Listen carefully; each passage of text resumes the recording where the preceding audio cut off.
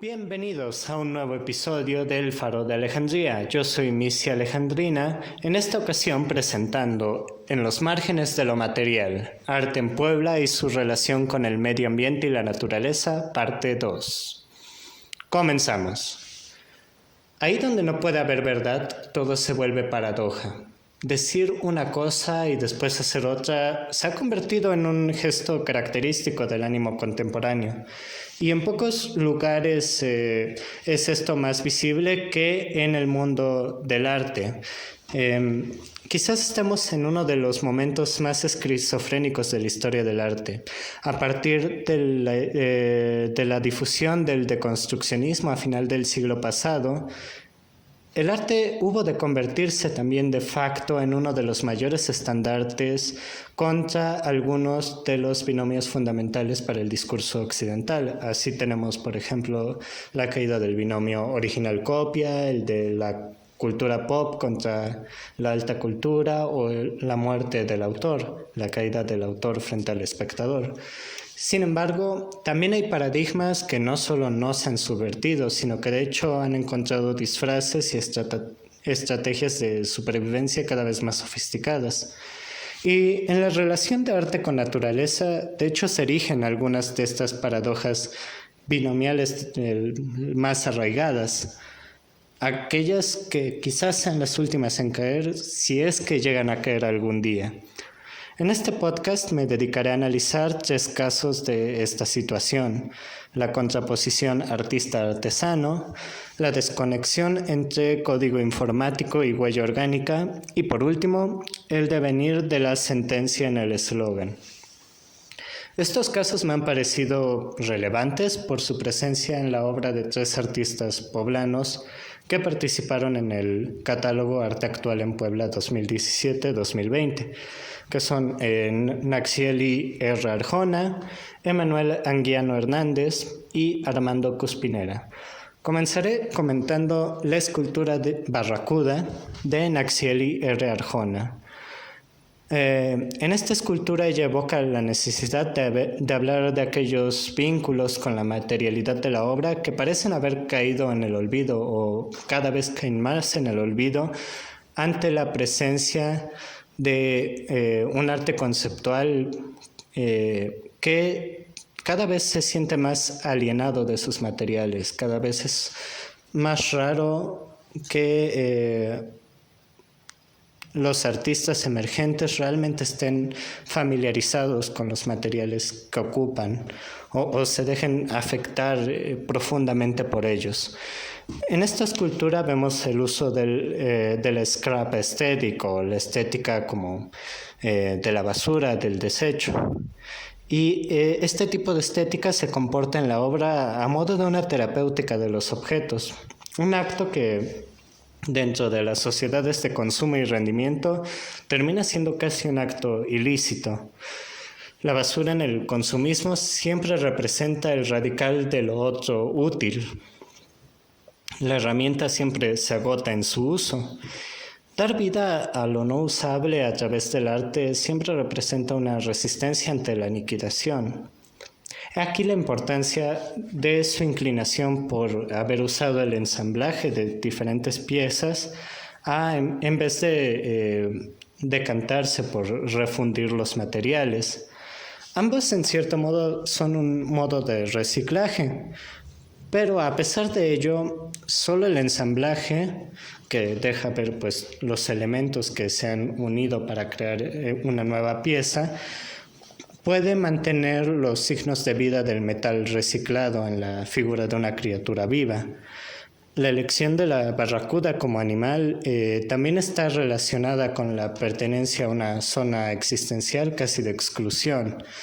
A diferencia de animales más carismáticos o totémicos, el león, el rinoceronte, el hipopótamo, la barracuda, al igual que miles de especies animales que no figuran como en el imaginario común, está presente en pocas menciones. Está esta canción Barracuda o el nombre de este auto deportivo, bueno, no deportivo, pero sí de alta gama. Y realmente fuera de ahí se pueden contar muy pocos ejemplos. ¿acaso se ha de reconocer en todo caso por su comportamiento hostil o por la toxicidad de su carne? Pero aquí lo que llama la atención es que en primera instancia la barracuda aquí llama atención por lo poco común que es representar este tipo de animales, y esta llamada de atención solo es un canal para indagar aún más en el goce estético que proporciona esta pieza, ya que detiene al espectador en las formas caprichosas de la silueta de este animal. No es solo un pez genérico, la barracuda de hecho tiene varios elementos interesantes.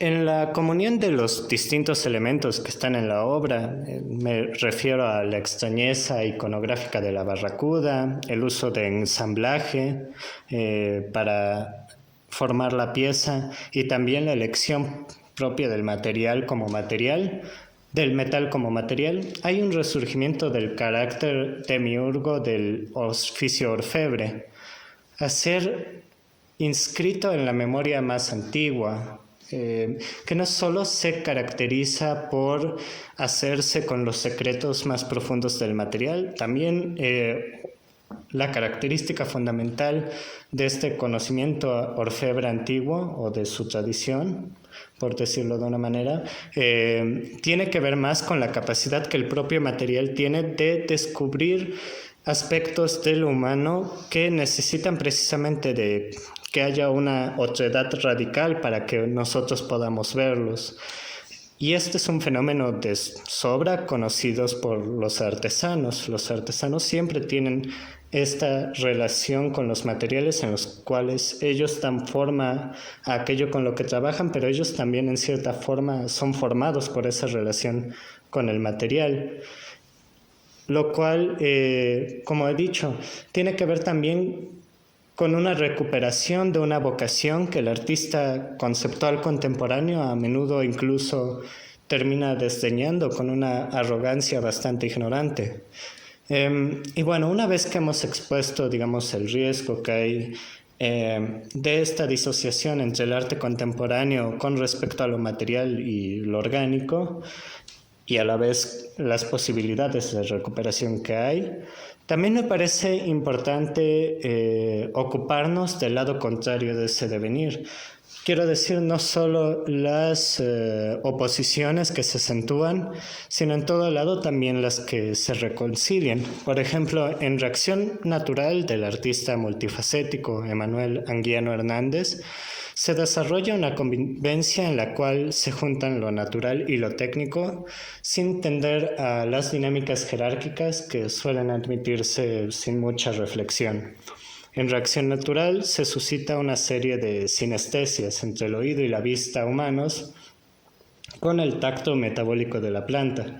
Los ritmos que se crean a partir de la lectura de los estímulos en lo vegetal generan una recepción del significado opuesta a la habitual imposición semiótica. Aquí el artista no es el que habla y impone forma en el material, sino que se posterga a una situación en la cual solo crea los canales para que aquello que habita al lado del humano pueda hablar usando su propio código, desde su propia vivencia.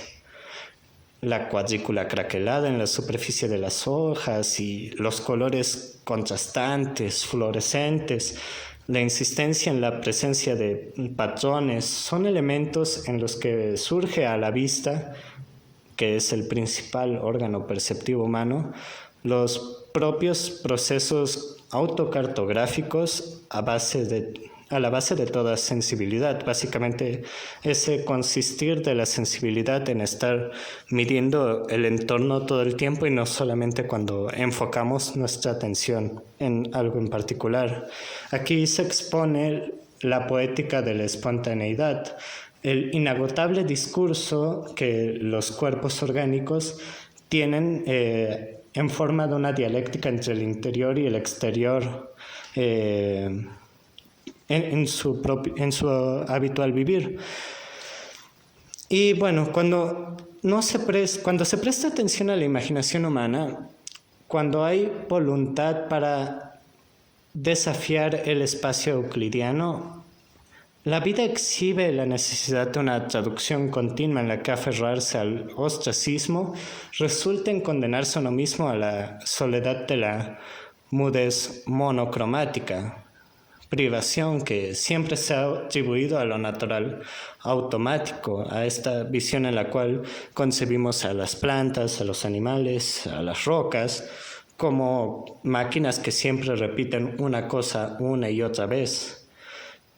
Y es curioso porque de hecho esta reducción a la monotonía es de hecho una característica que se supone que mediante nuestra creatividad hemos dejado atrás hace mucho tiempo.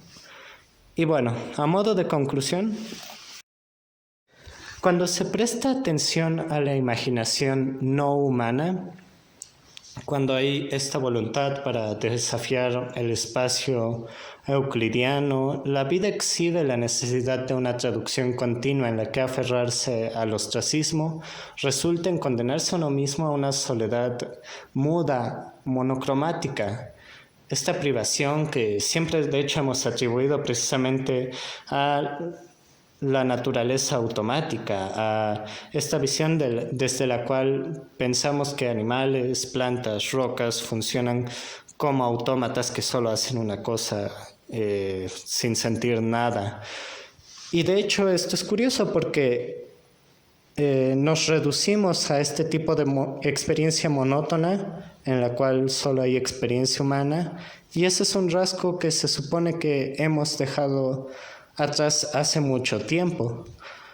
Y bueno, a modo de conclusión, he decidido comentar la pieza Notas en Piedras de Río de Armando Cuspinera, una obra que me ha interesado porque de hecho resulta bastante paradójica.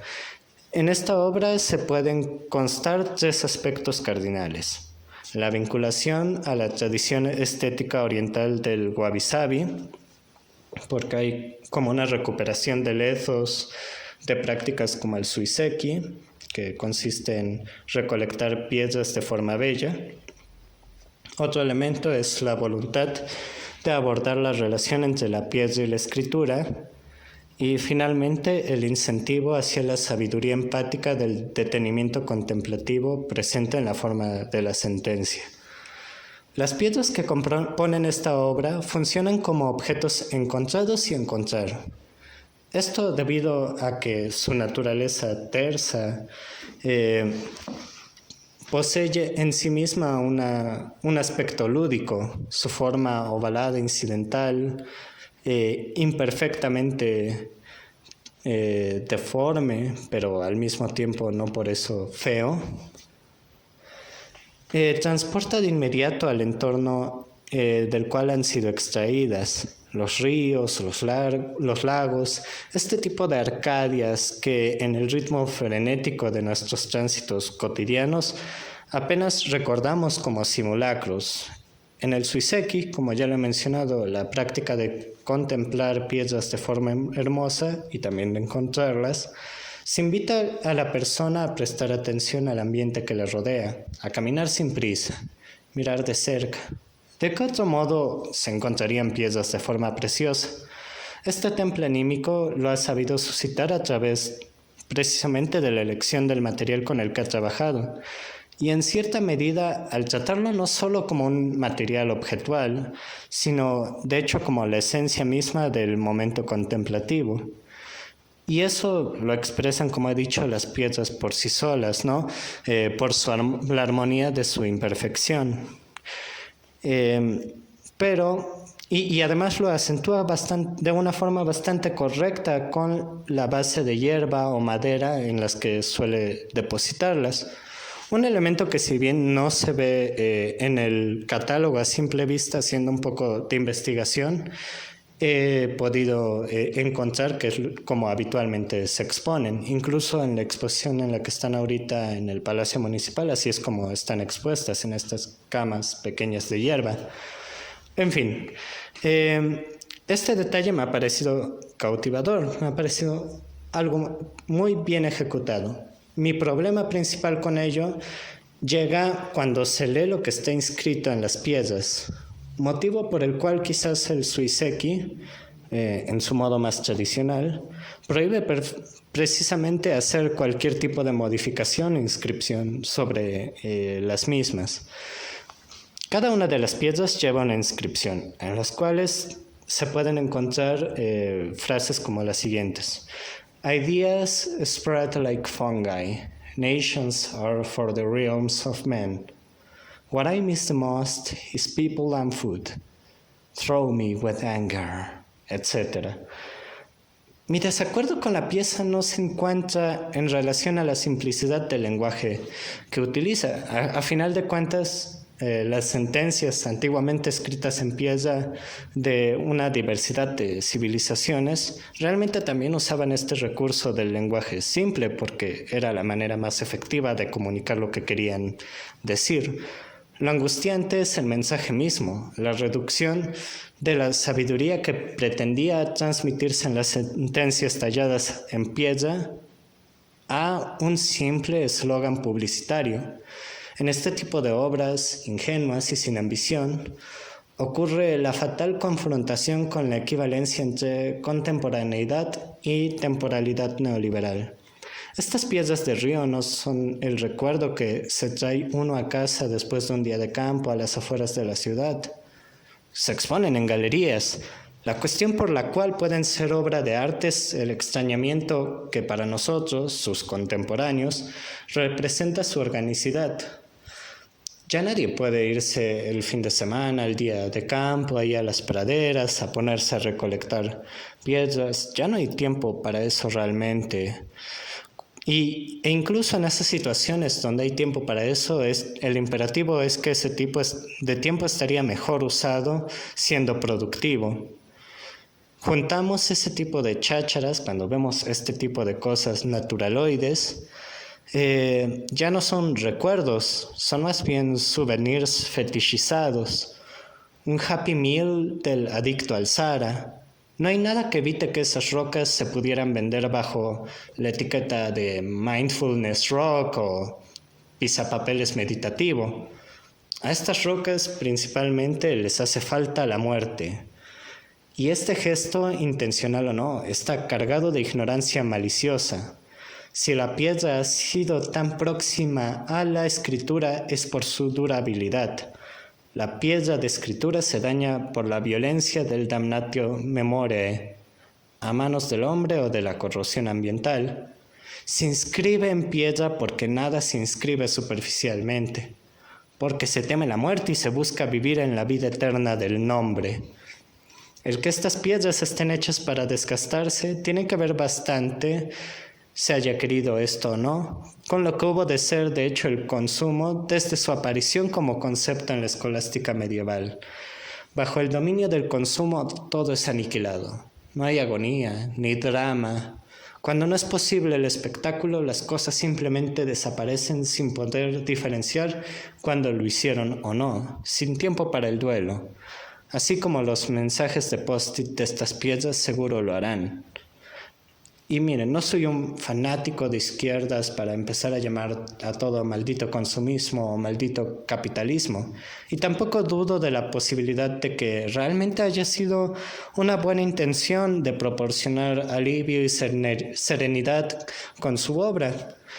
Todo lo que he comentado se comete de hecho al amparo de los mejores y más ingenuos motivos. La clave aquí me parece que está en que ya nadie puede ser el lujo de ser así de simplón. Me explico. Ya no se puede ser así de inocente, menos alguien que ha decidido asumir el papel de artista. Aquel que quisiera ser inocente hoy en día debe asumir el lapidario peso de toda su crueldad. Hasta la próxima.